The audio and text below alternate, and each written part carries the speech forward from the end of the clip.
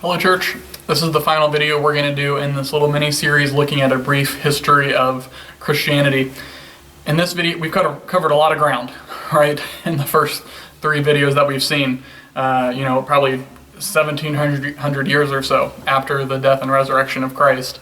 We're going to continue that theme in this video, even more so in this video, because as we saw at the end of the Reformation era, is that the church is starting to grow and expand in different places, different ideas, and around the world. That's going to continue in this video even more so. And so really what I hope to do is we'll jump in a couple spots. I'll give you a couple of snapshots of important figures in the history of Christianity and the development of how the church developed, how theology has developed, how the ideas of the Reformation continued in the life of the church for the past 100 years. My point is to bring us up to where we are today, where we find ourselves in the history of the church today. Coming out of the Reformation era, we've got a couple questions for where we are today, and that is, how did we get denominations in the church? How did the events of the Reformation lead to the explosive growth of Christianity that we're a part of today? And how does persecution and martyrdom continue in this era? You might notice that persecution and martyrdom has sort of been a big question for every era, and I sort of did that purposefully to show that it has been a theme throughout the history of Christianity, the challenges of that the church has faced. Let's look at denominations here before we look at those people. If you think of what happened in the past three videos, so at the end of the medieval period video, we get the East-West schism between the Catholic Church and Eastern Orthodox, really the first time that there's been this big break in the church. The Reformation era furthers that, where we have multiple breaks from the church in the Protestant Reformation because of various ideals. And then that just continues since then, and it gets more rapid as people are starting to argue, what does the Bible teach? What is the truth of Scripture? That's when denominations are formed, right?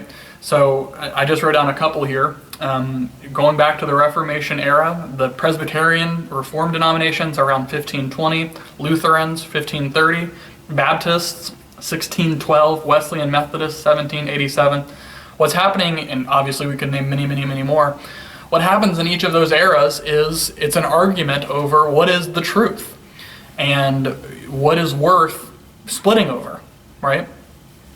Even that in itself is an interesting question. In what ways, when do we need to hold together, and when do we need to separate? We say in our church today, in essentials unity, and non-essentials liberty, in all things love. What that means is that there are certain things that we can disagree on and still be in the same church together. There are other things that we can disagree on that maybe we're not going to worship together in the same church, but maybe we'll be in the same denomination. Then there are other issues that maybe we aren't going to be in the same church or denomination, but maybe we'll be Protestants, a Wesleyan or a Methodist and a Baptist, for instance. And then there are other issues that are so big that maybe we would consider that person, okay, you're not even a Christian any longer because you don't believe those things. We sort of refer to those as like first, second, third, fourth tier issues. And that's really important for this time, right? To sort of understand, when do we need to hold together in unity, and when do we need to actually stand up for truth and do a split here?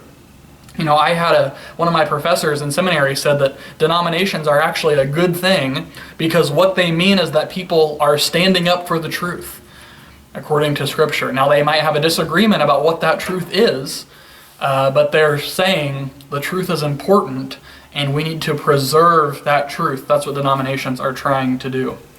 I'll also say that not everything is perfect, right? That's a theme in the modern church era. Sometimes denominations split, and it's a good thing. We would say that the Reformation represented that. Sometimes denominations split or are formed, and it's not a good thing. And so various denominations can have checkered pasts as in their history as to decisions they made that may have been for political reasons or may have been for other reasons. And that's true for our own lives as well, right? That's that idea of the Reformation, at the same time justified and a sinner. In some ways, the history of denominations can represent that too. That we may find ourselves where we are today in a certain denomination or church. That doesn't mean that church or denomination has always made the correct decision in history. But that's okay. That's the point of history, to understand where we've been. Let's look at a couple notable people over the past 100 years. Again, I could have chosen so many more. I found a list of like 100 important people in Christianity today or something, and so that's where I got some of these people from, and you can find that yourself. But let's look first here at 1793, William Carey. He was a missionary to India, and he really took forth the Reformation ideas of the importance of Bible translation. He oversaw more Bible translation than had previously been produced in all of Christian history, and he's known as the father of modern missions because of his desire to integrate with the culture, to get Bible in people's hands in their language. That's really what we talk about in missions today, right? And William Carey was really the spearhead for that. 1817, Elizabeth Fry, she began a ministry to women in prison and becomes the model for social compassion and involvement. She was known as the Angel of Prisons. One thing you'll see as you study history is, especially recent history, is often these guys and women are given nicknames. So I laughed when I saw the Angel of Prisons, not the best nickname perhaps, but it points to sort of the social compassion element of missions that she brought, of caring for the least of these, following Jesus' teaching, right? That's what Elizabeth Fry was known for. 1830, we get Charles Finney, really important figure in the history of especially American Christianity. If Jonathan Edwards sort of represented the first Great Awakening in the Americas, Charles Finney is part of what's known as the Second Great Awakening, a second wave. And he was known for urban revivals, and he taught and introduced techniques that decisively affect later mass evangelism in America. So his nickname might be the father of revivalism. And I want to use Finney here to really show that not all of these figures in Christian history are perfect mentors or perfect figures. We can point out errors that even the reformers made, those giants of the faith, and Finney sort of represents that. What he represents is that people will disagree about this, but not all developments in the history of Christianity are good developments. And what I mean by that is Finney really introduced the idea of revivals.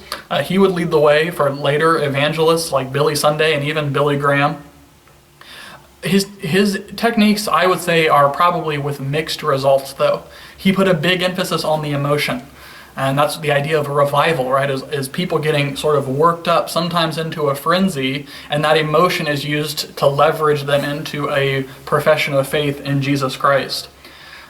I say mixed results because certainly many people were legitimately saved during these revivals, but I think many people probably made false professions of faith because they were worked up into an emotional frenzy and just made a decision, maybe to get Charles Finney off their back, right? But we can see how that is true today. Often we're tempted to work on the emotional, to sort of get people on fire for Christ that ultimately dies away days or weeks or maybe even years later. What we see here is people need a true heart conversion to Christ. And there's certainly emotion involved in that. But Finney, I think most people would say, put too much emphasis on that emotional appeal. And once you got that decision, once someone said, yes, it's time to move on to the next city, start the revival there. But we can see certainly even how, 150 years ago, that's not 100, what is that? Almost 200 years ago, the techniques that Finney taught are sometimes still used in the American church today. And as with all history, there are things we can take from what he taught and did, and there are other things that we should say, you know what, that probably wasn't the right thing to do.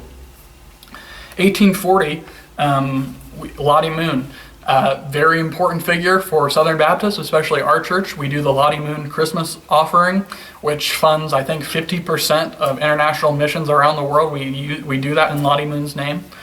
She was a Southern Baptist missionary to China. She was there for 40 years, and she laid a foundation and a network for missionary support. I think that's probably what was so revolutionary about what she did, was she was there on the ground, and she laid a foundation for people to support and send missionaries after her.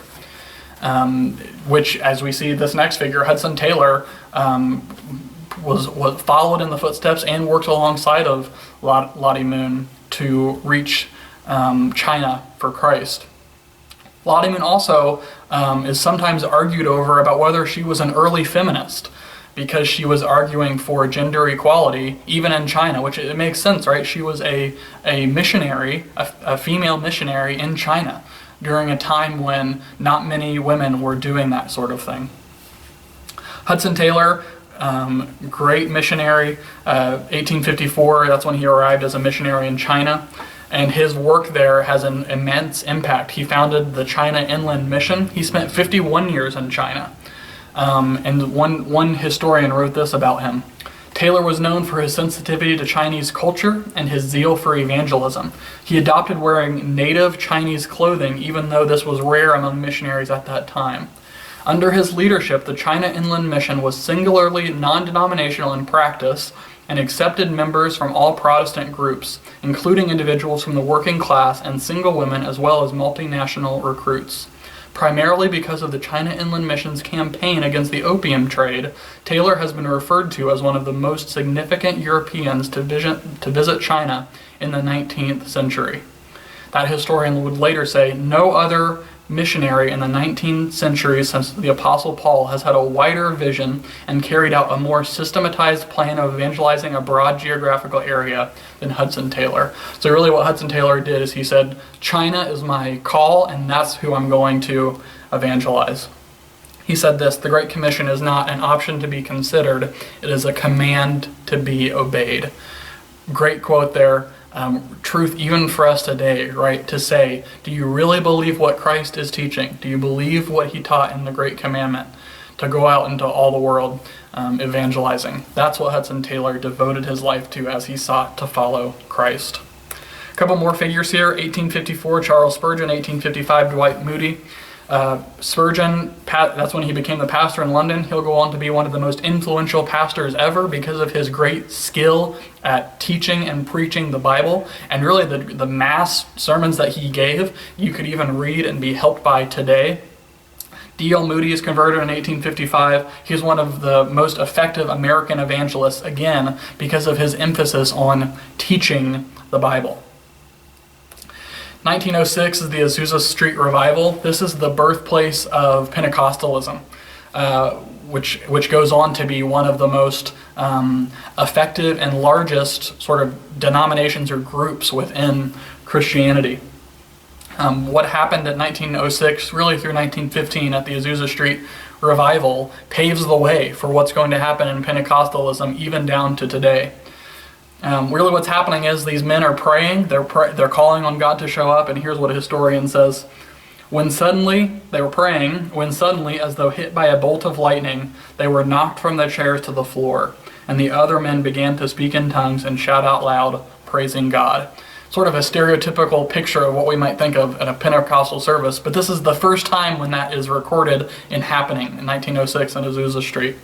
And again, similar to Charles Finney and others, as Southern Baptists, we don't believe much of what Pentecostalism teaches, but it's an important event in the history of Christianity, is it not? As many throughout the world are under that Pentecostal banner, and that sort of happened here in 1906 in Azusa Street. I think a big theme here in the modern church is that the development, the events, the important figures, and the history of Christianity are no longer confined to one geographical space, right? The church is expanding at a massive rate around the world in various people. Christianity really is a global religion, and maybe really becomes a global religion during this age. We sometimes struggle to understand that as Americans, right? We sort of have an American centrism where we think that this is, the world revolves around us. But for Christianity, that's not true. And we've seen that throughout these videos, right? The history of Christianity spans much wider and longer than the United States, and even the thought leaders in the church today are centered now more globally than ever before. We might think that the American church is in a weak spot comparatively to where it's been in the past, but the church around the world is thriving and growing despite challenges and persecution that they face. So one example I have, let me grab it. It's right here, sorry. This is called Operation World. This is a definitive prayer guide to every nation. And what this does is, it's a couple years old now, but they basically go through every country and nation in the world, and they give you the highlights of what's happening in the church in that country, prayer concerns, issues of persecution, how the country is made up ethnically and religiously. And really, the point of this book, here I'll give you one more close-up so you can see it. The point of this book is to show that Christianity is a global religion. It's happening all around the world. And that's a good thing. That's the church fulfilling the Great Commission. And we can see as that has developed throughout the history of the church, and it's even going on right now. So, some important themes as we close this era. We've just been talking about it. Number one, the idea of worldwide Christianity, that Christ's name is being proclaimed all around the world, and that there's more work to do now, right? As we look at those missionaries over the past 100 years, we're called to continue in their work, to take the good news of Jesus Christ to every tribe, tongue, and nation. There are still unreached people groups today, many, many of them. We saw the protection and preservation of the church, that throughout the history of persecution and struggle, that Christ's church remains. It's gone through some different changes and shapes and strengths and weak areas, weak times, but the Bible tells us and promises us the church will not fail, that the church of Jesus Christ will remain forever, even if there's one congregation left at some point in history, but that Christ will not lose one of the sheep that he's been given, that he will protect his church through the ages, until he returns and the church reigns with him forever. That's what we see happening, right, in the history of the church. And then third there, I think this is most interesting, that we see the repetition of the same issues that we saw 2,000 years ago. So if you go back to the first video, when we looked at the ancient church, those questions we asked was, what will happen after the original apostles have died? How will the church advance in its leadership?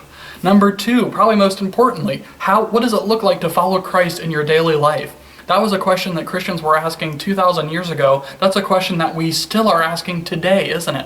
What does it mean to follow Christ? That's why it's so important that we know and study and grow in our understanding of the Bible, because that is God telling us how we ought to live. And then what's the relationship between the church and the state? Again, we've seen that wax and wane in strong points and weak points in the history of the church. The church isn't subservient to the state. And the state ought not to be under the power of the church. The church is Christ's kingdom on this earth. Jesus tells us to render unto Caesar what is Caesar's, and to God's what is God's. So it's that Reformation idea that we're called to be obedient to Christ and to no one else. So, 4 really quick videos, 30,000 foot view. I hope this has been helpful for you. Hope you've been encouraged to go and dig deeper, to study in these various areas more. There's much more to learn and be edified by as we see how Christ has worked, how he's preserved his church, and how we find ourselves where we are today. Thanks for following along. Hope you've enjoyed these videos. We'll see you next time. Thanks.